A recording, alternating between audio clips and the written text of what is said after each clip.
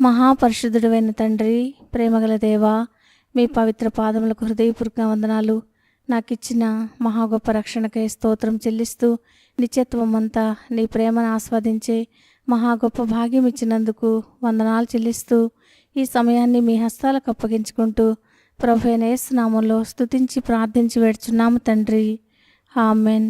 మార్చి 26 ఎడారిలో సెలయేర్లు అనుదిన ధ్యాన మాలిక.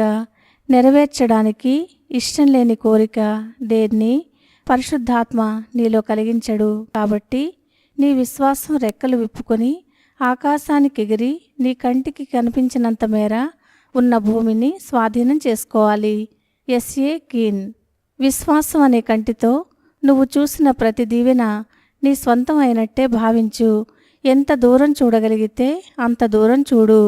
అంతా నీదే.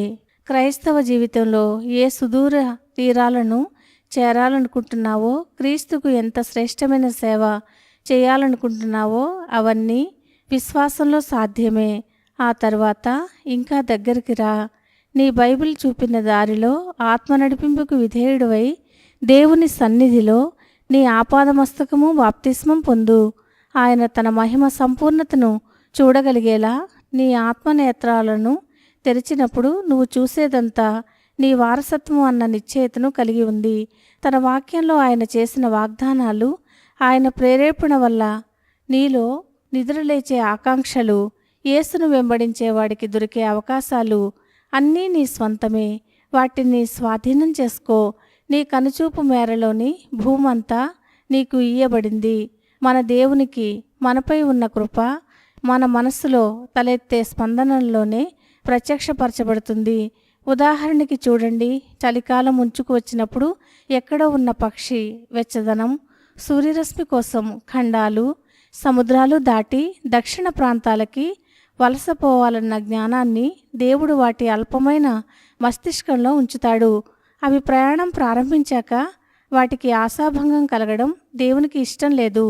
వాటికి ఆ ఆలోచన ఎలా ఇచ్చాడో అలానే వాటి గమ్యంలో మృదువైన పిల్లగాలి, ప్రకాశవంతమైన ఎండను సిద్ధం చేస్తాడు. క్రేన్లు అనే పక్షులు రష్యాలోని సైబీరియాలో మంచు, చలిగాలులు ప్రారంభం కాగానే దాదాపు 10,000 కిలోమీటర్లు ప్రయాణించి భారతదేశంలోని భరత్పూర్ అనే చోటికి వలస వస్తాయి. ఇక్కడికి రావాలన్న జ్ఞానం ఆ పక్షులకి దేవుడే ఇచ్చాడు. అలానే ఇక్కడ వాటి కోసం ఆహ్లాదకరమైన వాతావరణాన్ని కూడా సిద్ధపరుస్తాడు. పరలోక సంబంధమైన నిరీక్షణతో మన ఆత్మలను వెలిగించిన దేవుడు ఆ ఆశ వైపుకి మనం వేగిరపడే సమయంలో మనల్ని మోసగించడు. వాటిని అనుగ్రహించలేకుండా ఆయన చెయ్యి కుర్చకాలేదు. వారు వెళ్ళి ఆయన తమతో చెప్పినట్టు కనుగొనిరి. లూకాసు వార్త 22వ అధ్యాయం 13వ వచనం. దేవుడు ఈ మాటలను దీవించునుగాక. ఆమెన్.